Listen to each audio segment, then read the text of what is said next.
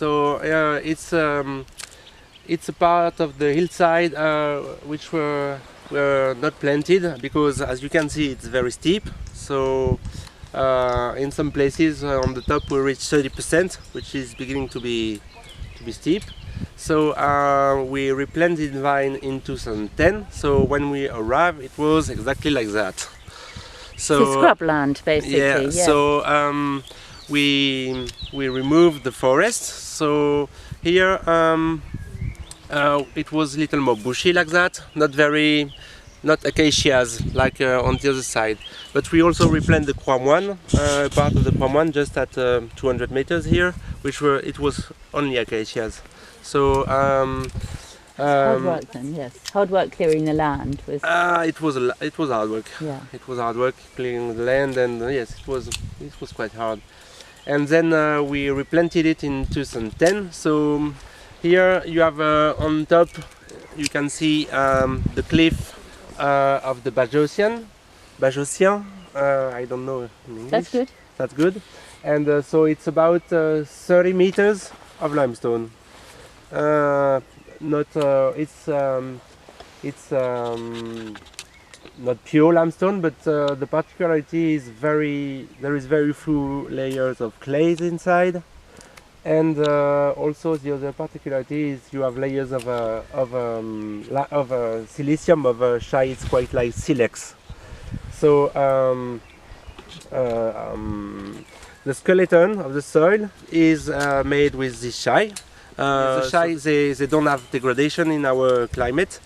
On the contrary, limestone is sensitive to cold water, and so here there is lots of limestone coming from the top. So if you dig on the undersoil, you will find only the silicium, which accumulate because it doesn't have degradation, Sharpie, and so if you make some, like a flint. Yeah, it's like a flint, so it smells like a flint. And hence it smells that smoky smell. Yeah. So the wine have this type of character also in all the Fussière, but there is also in CLOS. So, but there is a big quantity in the Fussière. There is little less in the CLOS. So. And you're saying that quite a few people have now started replanting in Chardonnay. Yes. So at the top. Yeah, mainly the top. It's a trend now, this place, when you have vine really old and lots of people replant with Chardonnay. And can you explain the way the geology has, these soils here have evolved because of the geology? You were talking about the steps. And yes, so if we concentrate on the Fussière, so what happens, because the undersoil, so until on the premier cru, it's on the premier cru Fussière, the undersoil is it's Liazic marl, so marl of the Jurassic inferior. So it's blue marl mainly. There is two types, but mainly blue, and it's the same type of marl as Château Chalon. So what happens? The marl have erosion, and because it's soft, and when there was the cliff didn't have so much erosion because it's hard, and when it was too big, it breaks and slide on the marl because the marl are slidey, and so in each steps you can see each road on this terrace. Each terrace.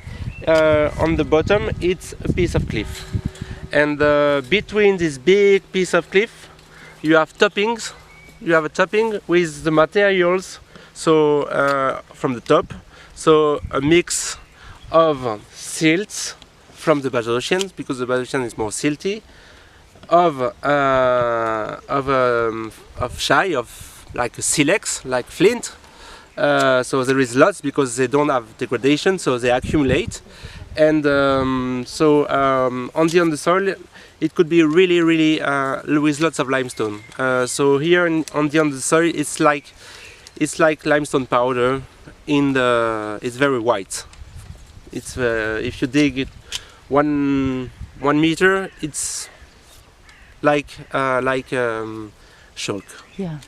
And even on the topsoil here, it's 25% of pure limestone, so it's quite big. Yes. We don't have so much choice for the rootstock. I was going to say, yes, Yeah. your rootstock is limited, isn't it? on Yeah, that? it is. So in the vine we took, we put 2 rootstock. On this part we put some 161-49, and on the other part some fercal. Okay. And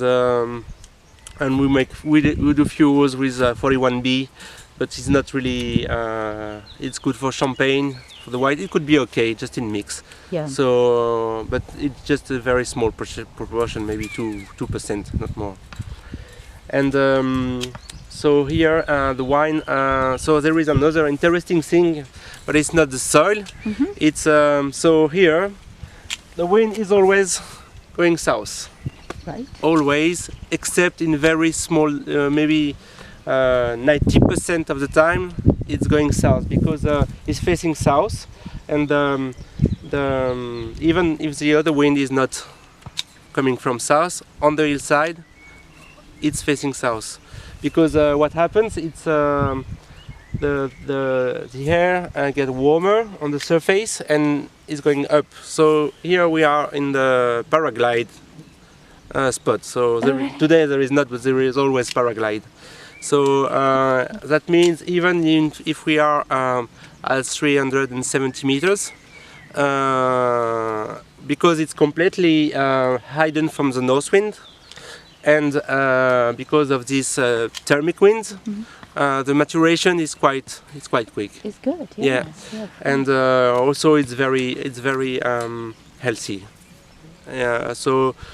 In Chardonnay, we generally harvest this vine very late, because we'll see when we taste the wine, but we can keep a very nice acidity. And it doesn't ripen too quickly with the warmth and the whiter soils. There's no reflection. But Chardonnay and Pinot is different, because Pinot it's reached the top of maturity. But Chardonnay, in the places where we can keep the acidity, like the best place to make white wines, you can push the maturity, and you will not have heavy wines, even if it's very ripe. So we can do that here. So generally we harvest at the end. Sometimes we stop and we do it later. So in 2015, for example, a warm vintage, when would you have harvested? Also, in 15 it was quite special, but in 15 it has been harvested around the 10th of September, which is not so usual. Last year we harvested in October. In October, yes, yeah. Interesting, so, yeah. But now with the global changing or global warming, call it what, the vintage are very different. Could be a month apart. Yeah, a month, yes, which is quite big. Fussière is 34 hectares. Yes, it's the biggest premier cru of the Maranges. Then you have the Clos. So the Clos is all this. It's not flat, but it looks flat when you are here. The Clos is all this big terrace here. So it's 25 hectares. So here on this big terrace, it's just a huge piece of cliff. And so Clos compared to Fussière. So it was a big piece of cliff. So all this flat. Under it's not very big soil, because under it's high limestone. So it's a table of limestone. Yes, yeah. And so in Clos, you have the soil is a derivation of the marl, not of the limestone, because you don't have the filling, the topping of materials between small piece of cliff like in Fussière. Here it's a huge one. So what happens is more marl.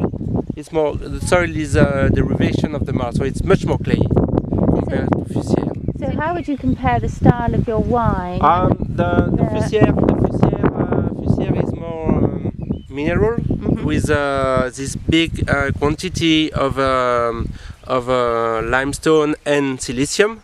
So it's very sharp in general, because and smoky, and with a deep red fruit.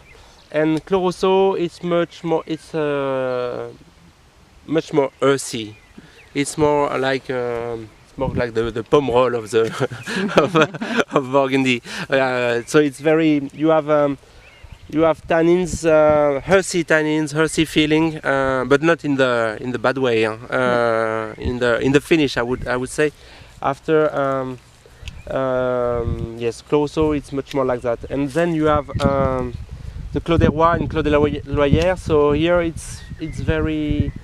it's also little more marly, but not only, because in this place you have also layer of limestone, of pure limestone, so it will really depend on the place, but globally these premier crus are more it's more deep fruit, it's more fruity, more soft. Okay. So Clos Roussots is making strong wines, strong, so more muscular, yeah, more masculine. Fussière, it could be, it's more sharp, it's more mineral. It could be also a little meaty. It's very often meaty, but like more marinade. It's one of the characters we can have in the Fussière. And we have the Croix Moines. So the Croix Moines is our Grand Cru. The monks, which so when they used to have an ancient abbey in the Sampigny, but this abbey was on the road of Autun. So Autun was a big city at this time, and so the monks were always annoyed by because it was too big way. So they moved to Dezise, and they start to plant vine in the Croix Moines. So that's the place they first planted. And this is the monks have a good nose.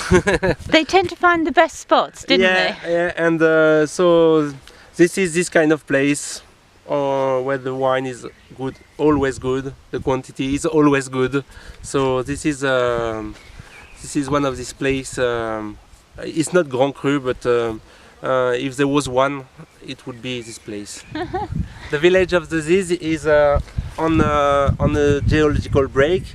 So on the right hand side it's more so here it's more it's Triassic formation, but on the left hand side it's Jurassic formation, and on the bottom down is granite. We have a granitic canyon here.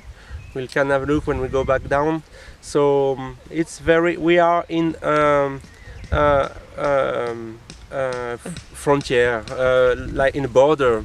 That's why it's at the end of Côte de Beaune. So this small hillside of limestone is the border of Côte de Beaune, and the premier cru on the corner of Côte de Beaune, it's very small. It's 1 hectare. It's Le Croix Moines, the Monk's Cross, and so it's a place of 1 hectare which have stayed. It has not been included in the Fussière because it's different from the Fussière. So if you look at the soil, it's very hard to see what is the different, but the wine is different.